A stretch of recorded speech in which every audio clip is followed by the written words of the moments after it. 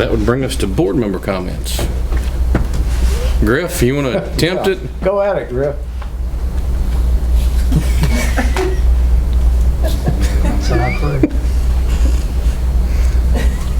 Good job, Griff. Loud and clear, every word. Thanks so much. Thank you, sir. Well, I'm going to move on to Mr. Nicely now. Same comment as Griff. Thumbs up. Mr. Shaw? Yes, I'd like to say that I'm sorry for the great law enforcement that we have in the United States. That they have to take the blunt for one individual fellow officer who, in my words, did go beyond his duty. I know that years ago they outlawed the chokehold on to try to seduce somebody. And I send up my prayers to his family for what happened to him that shouldn't have happened to him. And I hope that we soon get over this COVID-19 so that we can get back to our normal life.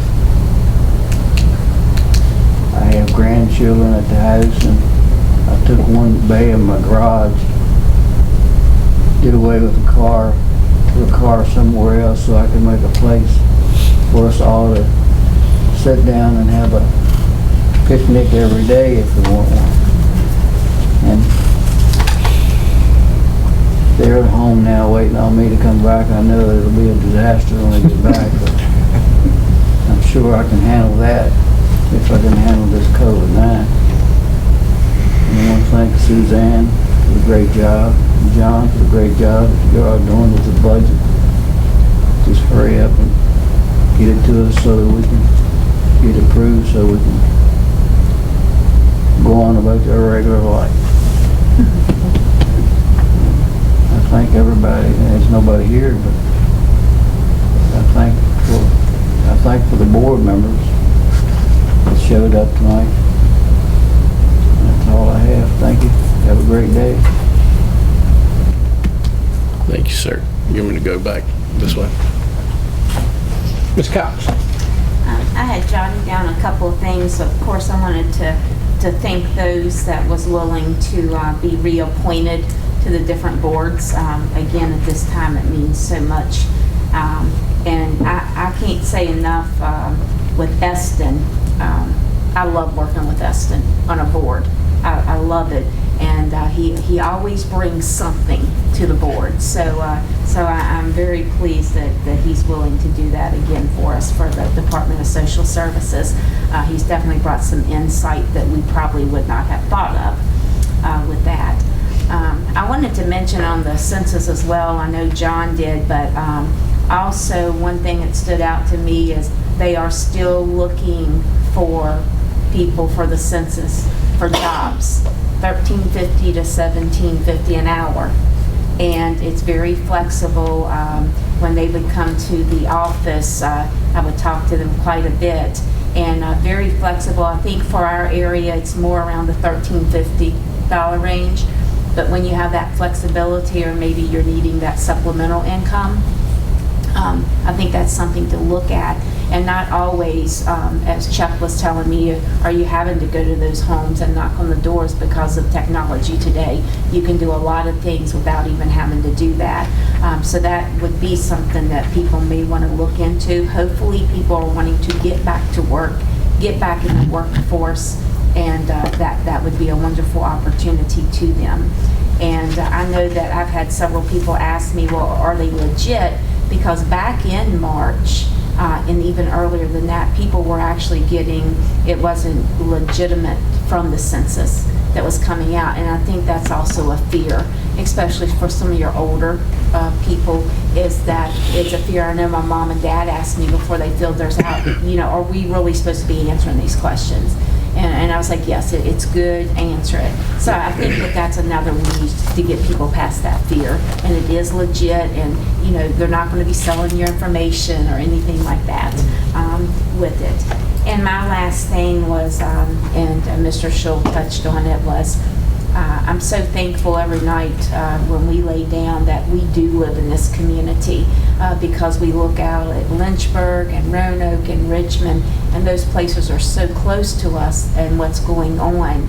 And to know that when we lay down that anything can happen in our area, but I think because we have such a tight community, our law enforcement, our fire departments, our rescue division, we could put them up against anybody, and we're very proud of them. And I think because there is that trust between law enforcement and our citizens here, that we don't have that fear as you see even to our next locality, Roanoke or other places. And so I think that we just cannot praise them enough.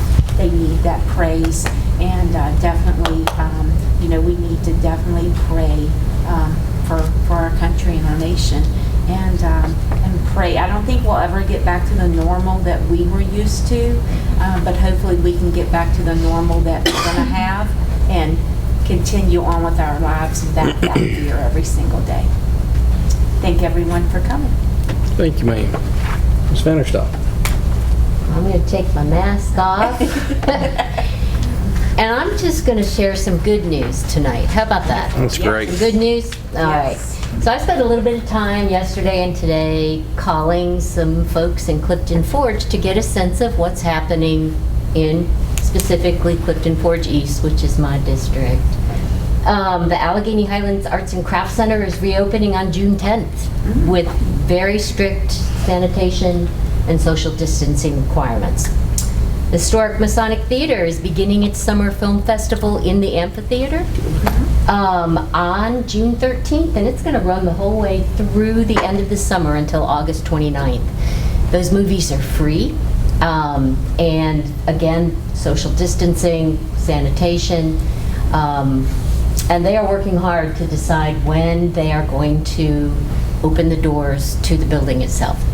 Clifton Forge School of the Arts is working on clarification on Phase 2 reopening. Something really cool that they're doing. They have a small business now operating in the woodworking shop in the mill, and they are producing sneeze shields that are needed by many businesses to reopen. I did not know this. I think that is great news. Slowly, businesses on Ridgeway and Main Street in Clifton are reopening. I think you've probably noticed a little more activity on the streets. The town of Clifton Forge, I think, did a great job. They were the only library in the entire region that stayed open the entire time. They did curbside delivery of books. You can call them and order books on the internet. It was an amazing service, and some of you probably noticed the kids sitting outside the front of the library every day. Kids who did not have internet were doing their homework in lawn chairs, wrapped up in blankets on the front porch of the library, and I thought, amazing, amazing stuff. I talked with Darlene Burcham today. They are looking at how to create sanitary conditions in the parks. They really want to get those playgrounds open, but cannot do it until they know they've got the proper sanitation equipment. But they are working hard. So some good news to share. That's it. That's great. Thank you. We need that. Yeah. Mr. Bennett. The only comment I would have would be on the COVID. Earlier on in this thing, they said that we were at war. Well, we as a country send young men and women halfway around the world where they can be killed in a second in a war. This one's on our own turf. When they go to war, they wear a helmet and a vest, and they carry a rifle. All we've got to do is wear a mask, a pair of rubber gloves, and your weapon is sanitizer. So there's no reason why we can't all participate in this war. It's a very simple war to fight. And your couch is the safest place to be. Yeah, that's not asking too much that we do this, especially when we ask other people to go, including law enforcement, into much dangerous situations to protect our country. And for the record, I brought my mask, but it was a cheap one. The string flew off of it when I first put it on. So Well, Steve, Put for on your a helmet. small fee, I would be happy to stitch one for you. you'll make one for me, all right? So let's all put on our helmet and go to work and go back to work. That's all. Thank you, sir. To touch on the COVID-19, I think we had a very good task force call today with local law enforcement, emergency medical, Department of Health, various state organizations. John chaired the call today. Cases are down to what? 5 active cases total. And the one thing that's hard to judge on the COVID-19 numbers when you see it is those numbers never come off of the case total. So the actives are what's more to look at. And, you know, there's always the deaths, but the actives have come way down. And, you know, thank goodness today, the governor, with everything that's going on in the states around us, some positive news that phase 2 will open up on Friday for the much needed businesses that are relying on being able to get back open. So that'll be a good shot in the arm and some positivity in spite of everything that's going on with the negativity. And again, prayers are needed all over the country. So Suggest to them that in their reports now, they need to start putting a number in there of people who have recovered from. that's the only number that has not been They will actively not put that put on number there. up. It should be out there. They that's one number that's not in there. And, you know, tests are there, and deaths are there, and active cases, or cases in general, are there, but no But recovery. it can be defeated, and the public needs to know that. Absolutely. It's been demonized at this point, and Yeah. it's survivable, and, you know, when treated correctly. And I think that it'll get more positive as, you know, as we get further into the future, I think, very, very soon. But everyone stay safe. Obviously, it's a lot of things going on out there.